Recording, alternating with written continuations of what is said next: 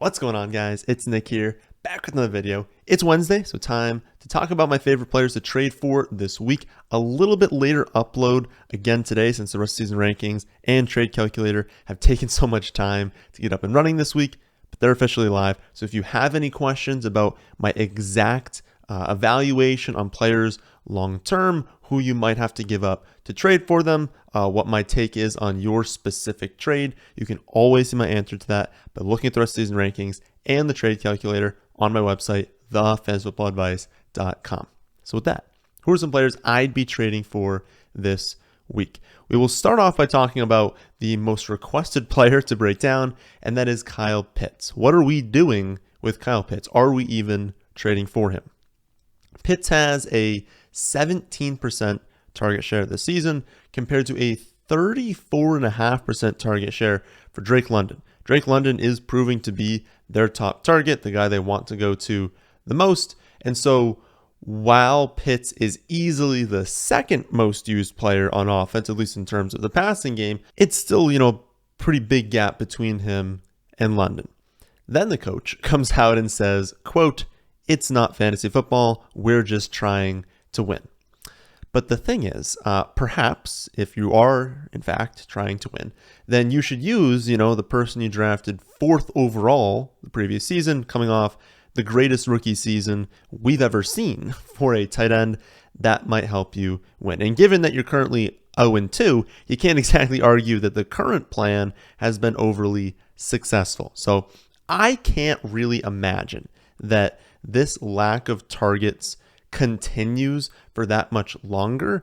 And I do think that the team is going to correct their mistake and they're going to give Pitts more targets. I think this week they scheme him more looks. We kind of start with Allen Robinson. It's a little bit of a different situation, but with Robinson, they go through week 1, they get destroyed. They couldn't really move the ball on offense. And they at least acknowledge, they're like, yeah, this was wrong of us. We should have gotten more involved. And they made a conscious effort to get him more touches. Now, he didn't go off, but you could tell that they were trying to get him involved, tried to get him that touchdown. They tried to use him. I think a similar thing is at least going to happen this week with Pitts. I think they at least know that, it's clearly not, working to this point. And they have such an elite talent. Maybe they should throw him the football. I think they're going to realize that, and they're going to scheme him more looks this week. So if, you didn't draft a top 5 tight end and you're not super pumped, maybe some of you didn't draft top 5 tight end, you grabbed Gerald Everett, you got a Tyler Higbee, and you're like, I feel pretty solid about this. That's totally fine. You don't need to trade for a tight end, use them. But if you didn't draft top 5 and you also didn't hit late, because it's not easy to hit late in the draft at tight end, then I think Pitts is the one that I'd be looking to trade for. I believe it's 2 receptions for 19 yards in both weeks, around 10 targets on the season. So not very good stat lines. The person that drafted him is absolutely fed up with how he's produced so far. And so you can definitely acquire him for lesser value than it took to get him originally. And I still think rest of the season, he's a top 5 tight end. Other names that I mentioned last week, but I think are still buy lows, are Allen Lazard and Dameon Pierce. Lazard returned last week. He did score the touchdown, but he only had the 2 receptions, 3 targets, 13 yards. So it's not like he went off, right? If he had gone off, we would have never been able to still trade for him. He got a little bit banged up at one point, but came back on the field. He played 81% of the snaps. Unless he suffers a setback, we should assume he's just good to go moving forward. Now, the Packers only threw the ball 25 times last week, as it was pretty easy for them to take down the Bears. They are a team that can be a little bit risky on offense when this sort of thing happens, when they have a game, especially at home, easy opponent, able to get up early, lean on the running backs, drain the clock. That's going to happen. So you got to realize that when you have Packers players, that this can happen. They're going to have some very low volume games. So even if they're scoring, into the mid to upper 20s, they can be highly efficient, not have too much volume. So that's a risk. But they're not going to be facing, the Bears every week. That's an offense that has not proven to be very good so far this season and is a team that they could very easily beat at home. And so that's not going to happen every week. They're going to be in more competitive games on average. And also, Rodgers has a level of trust in Lazard that he just doesn't have with his other wide receivers. You can really see how frustrated he is when he looks to Watson, looks for Dobbs. Like, he looks for these players and they're just like clearly in the spot that he didn't think they were going to be in. You can just see the look of frustration on his face. And then we know that Sammy Watkins, we know that Randall Cobb, they'll have roles, but they're just not, elite players. Like, they're just not at this point of their respective careers. Lazard's their best bet. And he's the guy that Rodgers likes the most, trusts the most. He's the most talented, at least like right now. I think maybe long term, some of these rookies can pass him, but he's going to be good. So I think rest of the season, he's like a low-end wide receiver too. Maybe someone you play in the flex. Really good player to do like a 2-for-1 trade for. If you can do like 2 slightly lower valued players for him to get a little bit of an upgrade that also gives you someone you can add free agency, I think that's a good move because, someone's drafted him in probably like the 8th, 9th, 10th round, missed week 1, 2 catches week 2. They might not be valuing him super high. Then we have Dameon Pierce, who again we talked about last week. We were, pretty right with what happened last week. I mentioned that, the slow start wasn't shocking, but that it wasn't really going to continue. He was never going to be used behind Rex Burkhead for very long. And so we saw him take over the backfield last week, but it was at Denver. That's a really difficult spot, especially when you're the Houston Texans. So we thought, week 3 would probably be the time where we're trading for him. 2 kind of lower end performances, but has clearly taken over at this point. Comes out of that game. He didn't have like a bad game. 15 carries, 69 yards, a reception for 8 more yards, more than doubling his snap percentage from week 1 to week 2. And the real big thing is he outcarries Burkhead 15-0. And he also is the only running back to register carries. So it wasn't like they brought someone else in to also get those carries. Now, he's not a feature back yet, and I'm not sure he's ever going to be. I don't think he's ever going to be a high target player. But as you increase the snap share, he's just going to get random targets. So he's never going to be like, oh, look, Dameon Pierce is getting 16, 17 carries along with like 5 targets every week. That'd be like running back 1 production. It's just not going to happen. I think Burkhead's still going to mix in. But we just saw him out-touch Burkhead 16-3. And if he's going to be on the field, 70% of snaps, getting all the running back touches, all the goal line work, occasional targets in the passing game, he's going to be valuable. And if we look at his upcoming schedule, he's got at Bears versus the Chargers, not super easy there, but then at the Jaguars. So Bears and Jaguars in 2 of the next 3 games. If he keeps dominating the running back volume and he gets all the goal line, he's going to have a good game, maybe 2 good games in the next 3. And then given the preseason hype, if he has 2 good games early and people see he's getting all the running back touches, you're not going to be able to trade for him. So I think right now is probably the best spot you have to trade for him. As things stand, he's been running back 24 rest of season, so like a low-end running back 2. I would also trade for his teammate, Brandin Cooks. So we're just going all in on the Texans right now. But it's just a good spot to trade for Cooks. I'm not thinking he's going to be, wide receiver 1, but he currently ranks 39th in half PPR scoring, but is tied for 9th overall in targets with 11 per game. He's seeing the type of volume we thought that he would see. The problem is, through 2 weeks, Houston's only scored 2 touchdowns, and both went to O.J. Howard in week 1. And Cooks has also only brought in 50% of his targets on the season. That's obviously too low. Even horrendous players are higher than 50%. And we know for a fact that Brandin Cooks is not a horrendous player. He's very, very good.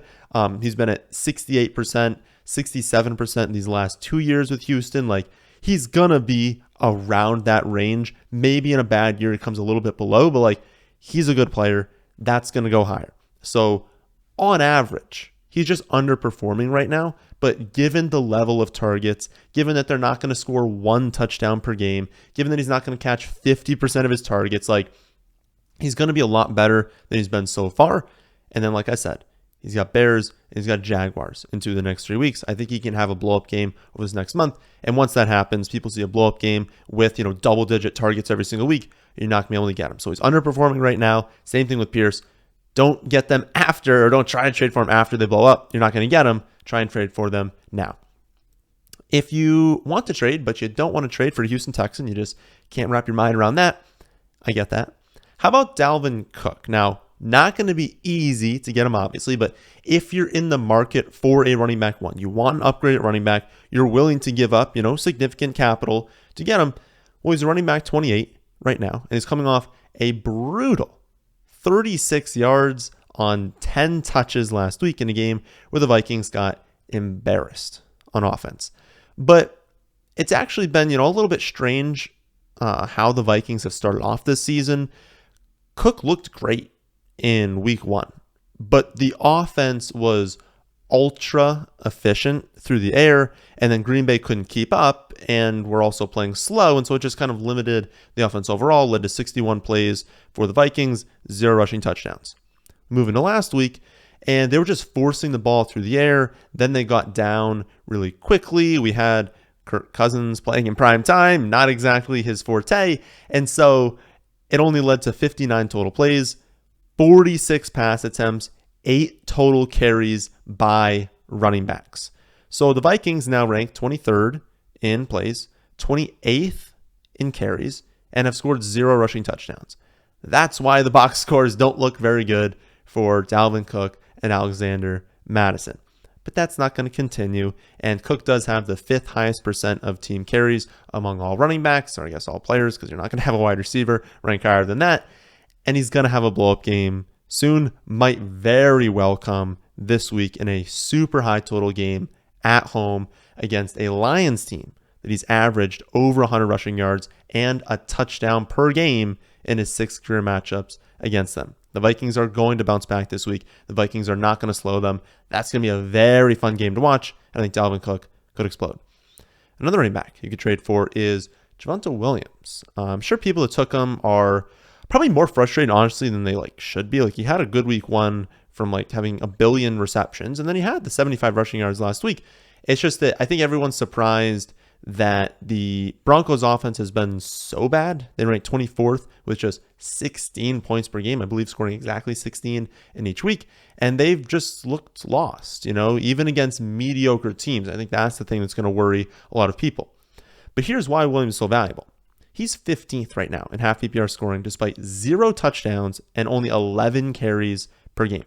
The only other top 15 running back with no touchdowns is Joe Mixon, and he's got 56 touches compared to 34 for Williams. So he's gotten there off significantly higher volume.